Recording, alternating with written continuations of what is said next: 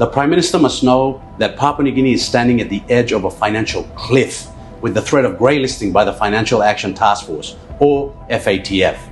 This is a national emergency that demands the government's full attention and the Prime Minister's undivided leadership. Greylisting occurs when the FATF places a country under increased monitoring because its systems for preventing money laundering and terrorist financing are too weak. It is the world's way of saying, Papua New Guinea, your financial house is not secure and the risks are simply too high. This is not the moment for overseas trips, but a moment for the Prime Minister to be here, at home, leading the nation through one of the most serious economic risks of our generation, compounded by the weakest kina currency under 20 US cents in our history, the highest national debt stock of 65 billion kina, and the constant unresolved litany of national crises that are making our state fragile, not resilient. Greylisting will not simply be an inconvenience. Our financial system will not withstand it. It will reshape our economic destiny. It will raise the cost of borrowing, slow investments, further weaken the kina, and burden our children with the consequences of today's inaction.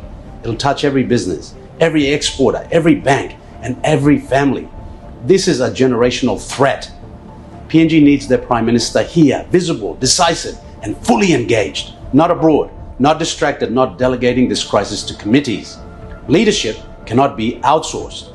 To avoid greylisting, the opposition suggests 5 urgent steps for the government to immediately take. First, we've got to establish a national FATF command center under the direct authority of the Prime Minister. A war room approach, daily meetings, strict deadlines, and full inter-agency coordination. This must be the Prime Minister's #1 priority.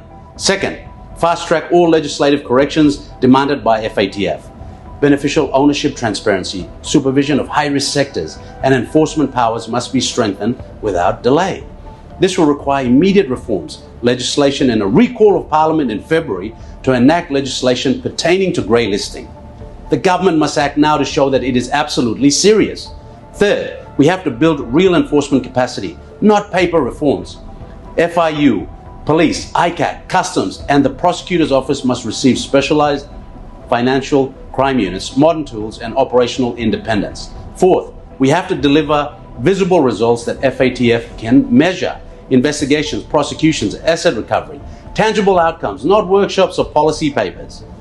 The fifth step is a coordinated international technical assistance with discipline and purpose. APG, AUSTRAC, IMF, and others must be aligned under one national action plan, not scattered across agencies.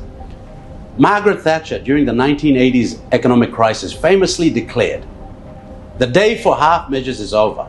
She said this when Britain faced deep structural weaknesses and needed unwavering leadership to restore credibility. PNG is now in the same moment, at the same crossroad. We cannot afford half measures, half presence, or half leadership. The Prime Minister must lead with purpose and be here, at home. The future of the country depends on it.